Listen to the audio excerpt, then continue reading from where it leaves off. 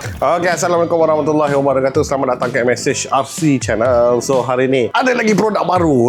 Hari-hari ada produk baru.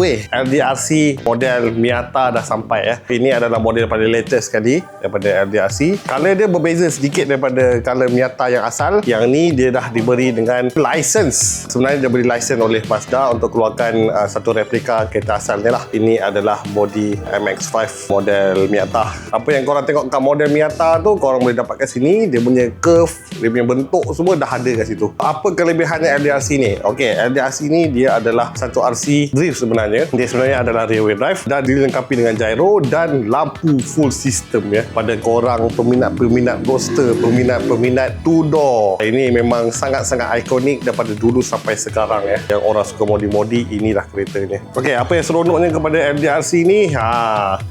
Lampu flip up guys. Semua boleh dikawal di remote Okey. Lampu flip up depan dan juga belakang. Siap ada signal lagi. Dan juga reverse.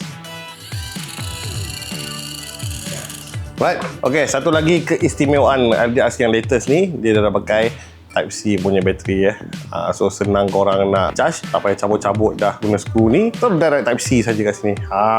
Senang. Okey, selain tu kita juga ada model-model lain seperti macam Skyline ni, Mazda Miata warna cyan dengan warna pink, dan juga yang paling latest juga baru sampai, Honda NSX. So memang apa yang design yang korang cari kita dah bawa masuk dah.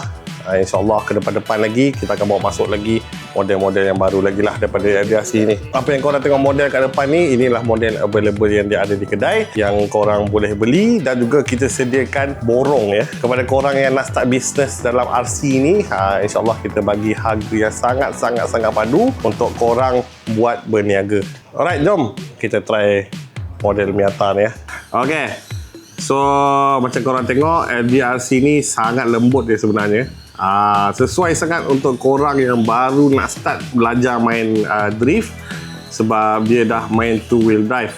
Dia dah macam skala 1/10 yang besar tu lah. Lagi satu, of course convenient sebab dia kecil, korang boleh bawa merata-rata, dan jangan risau, spare part pun boleh didapati untuk model-model ni.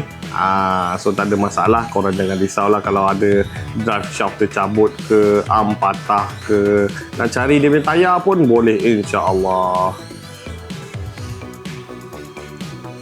Kalau korang dah dapatkan LDRC ni, korang boleh singgah ke MSH hari ini. Kita juga ada postage ke seluruh Malaysia, dan juga Singapura, dan juga Filipina, dan juga kita ada ansuran dari segi SP later So kalau kau nak guna ansuran, boleh guna SP later lah.